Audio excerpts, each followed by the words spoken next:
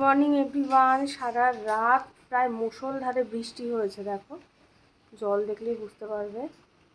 এখনও ঝিরিঝিরি বৃষ্টি পড়ছে।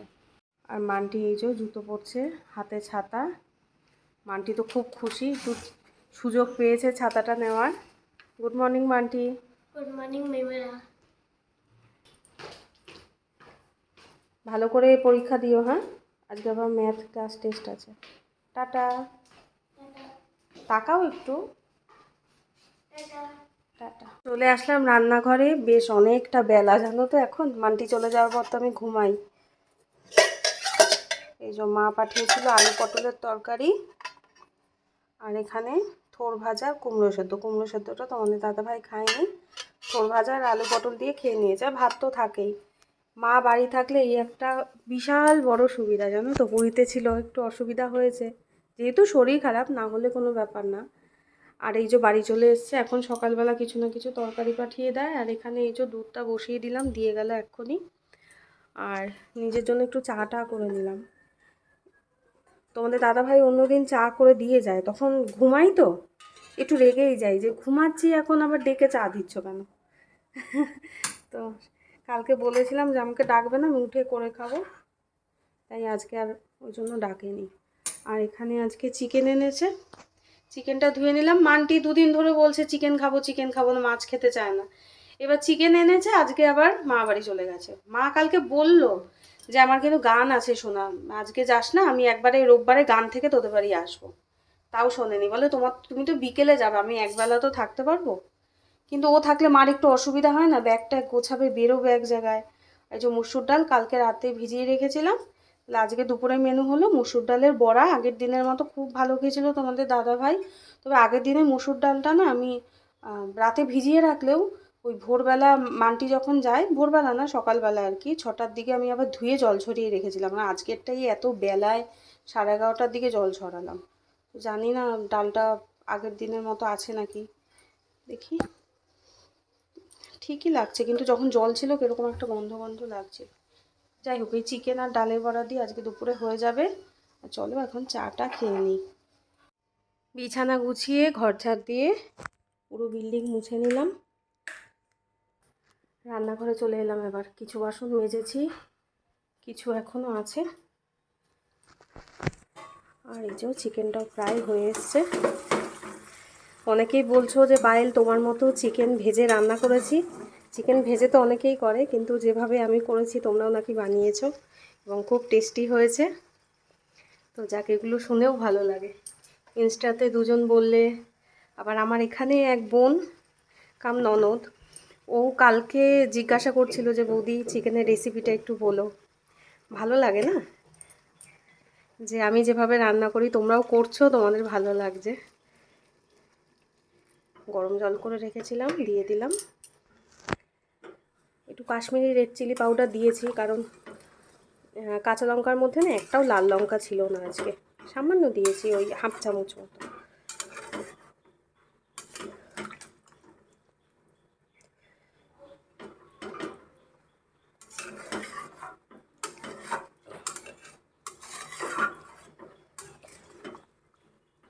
কিন্তু হাতের ব্যথার জন্য কী যে করব বুঝতে পারছি না। বেল্ট পরছি, হাতে ব্যথাটা কমছে না। আর অনেকেরই প্রশ্ন যে কাজের লোক কেন রাখো না।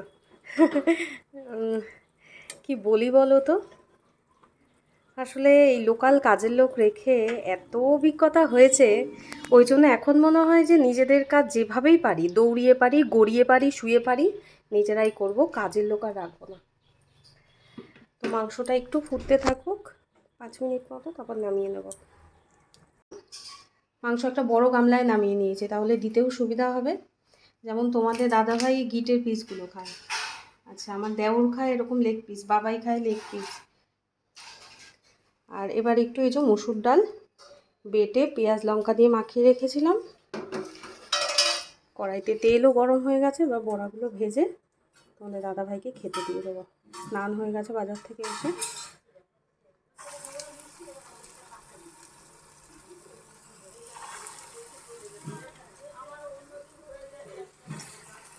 পুজো দিয়ে নিলাম, সাই বাবার গলায় যে মালাটা দেখছো না, এটা মা এনে দিয়েছে কালকে। অনেক কিছু খাবার এই জন্য নিয়ে চলে এসেছি ঘরে। বড়াগুলো কড়াইতে দিয়ে আমি স্নান করতে চলে গেছিলাম, তোমাদের দাদাভাই ভেজে নামালো। আর এখন এই কী জানো, ও গাজর, দেখেছো? মনে করতে পারছি না। গাজর পেঁয়াজ একটু লবণ আর লেবুর রস দিয়ে মাখবে, লঙ্কাও আছে। আর কুমড়ো সেদ্ধটা খেয়ে নেবো। এই তো খাবার সব এখানে গুছিয়ে নিয়ে চলে এসেছি। এই সকাল থেকে সময় হলো তোমাদের সামনে আসার।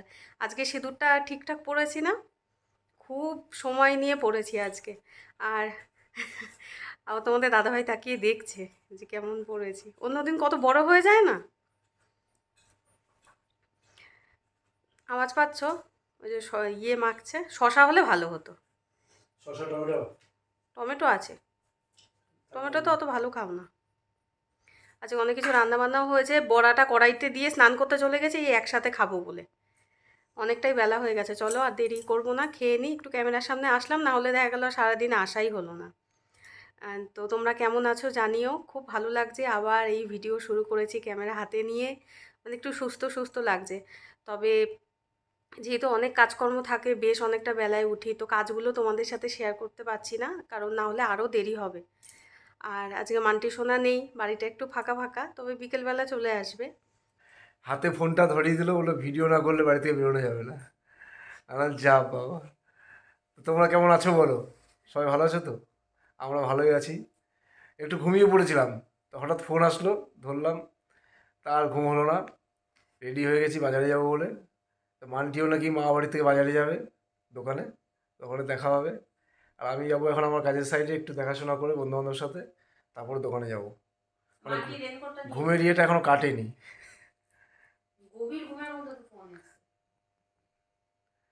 তো ঠিক আছে, তোমরা সাথে থাকো। বাবাই সন্ধ্যা পুজো দেবে এখন, তাই আমি উঠে আসলাম, নাম করব। আর মাও চলে এসছে দোকান থেকে। মায়ের শরীরটা আজকে তুলনামূলক একটু ভালো, মায়ের সাথেই কথা বলছিলাম। হরে কৃষ্ণ, হরে কৃষ্ণ, কৃষ্ণ কৃষ্ণ হরে হরে, হরে রাম, হরে রাম, রাম রাম হরে হরে। সাই রাম, ওম সাই রাম, হরে হরে কৃষ্ণ, রাধে রাধে শ্যাম। আজকে নিয়ে এসেছে সিঙ্গারা আমার আর মায়ের জন্য।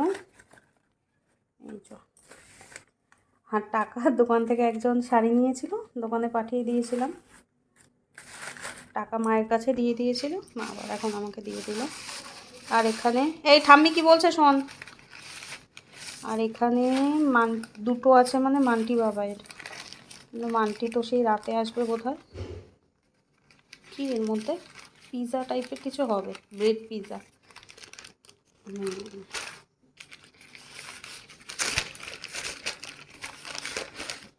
এই যে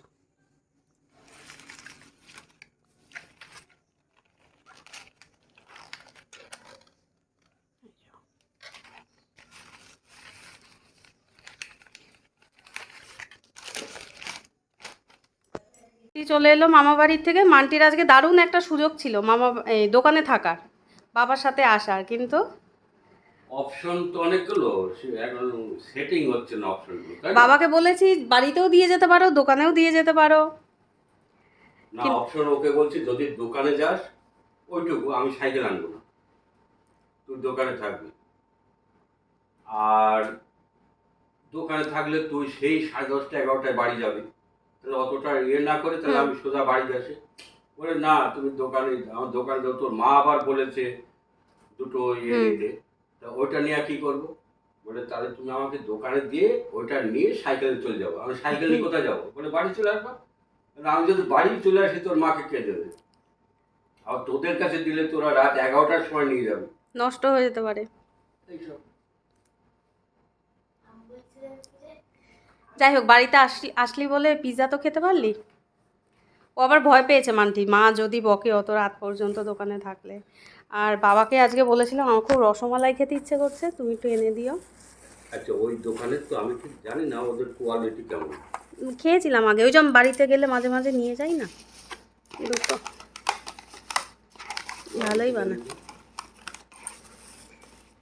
এখন ওটা তোমার হাতের পাশে হবে বলে এই যে রসমালাই, আজকে অনেক খাবার, আজকে আবার সিঙ্গারাও এনেছে মা। সকালবেলা ক্যামেরা অন করলেই তুমি চুপ করে যাও, সবাই বলে বাবা খুব গম্ভীর, যে বাবা তো গম্ভীর না, অনেক হাসায়, তাই না বলো? না না গম্ভীর না, আমি যে কথা বলতে যাচ্ছিলাম হয়তো একদম সরল সাদা বাংলা কথা, তা সেটা রইলো সেটা আবার ক্যামেরার সামনে বলা যাবে কি না? বলতে 5 জন শুনবে, তখন আবার তারাই বলবে কি ব্যাপার তোমার বাবা এই ধরনের কথা। না, বাবা বলছিল যে আমি সকালবেলা উঠে বেশ অনেকগুলো বিস্কুট খাই। হ্যাঁ, এই যে কেন খায় তার ব্যাখ্যা দিতে গেছি। না, সবাই বলবে ও ওই জন্য তুমিও খাও, তোমার বাবা খায় ওই জন্যই তুমি খাও। আর মান্টি বাবা এখানে পড়ছে। কিছু অল্প একটু ভাত নিয়ে চলে এসেছি, খাওয়া শুরু করে দেবো, তখন মনে হলো যে না তোমাদের সাথে একটু শেয়ার করি। আগে তো তোমরা দেখতে আমি রাতে রুটি খাই, কিন্তু এখন ভাত খাই। রুটি খেলে খুব একটা দেখি হজম করতে পারছি না, তো একদম অল্প একটু ভাত নিয়ে দেখো, এ দেখো, এর থেকে একটু বেশি, মানে এরকম দুবার নিলে যা হয় আর কি, ওই 1.5 কাপ মতো ভাত। কারণ আমার সাথে এই ছেলেটাও আবার একটু ভাত বসায়। প্রতিদিন রাত্রিবেলা হলেই আমার মধ্যে একটা আতঙ্ক তৈরি হয়। প্রতিদিন মাথা যন্ত্রণা করবে, সারা শরীরে অসম্ভব যন্ত্রণা করবে, কিছুতেই দু চোখ বন্ধ করে রাখলেও ঘুমাতে পারবো না। বেশ অনেক দিন ধরে এই চলছে। তো দেখো মান্টি আমার মাথায় হাত বুলিয়ে দিচ্ছে। তো গুড নাইট সবাইকে।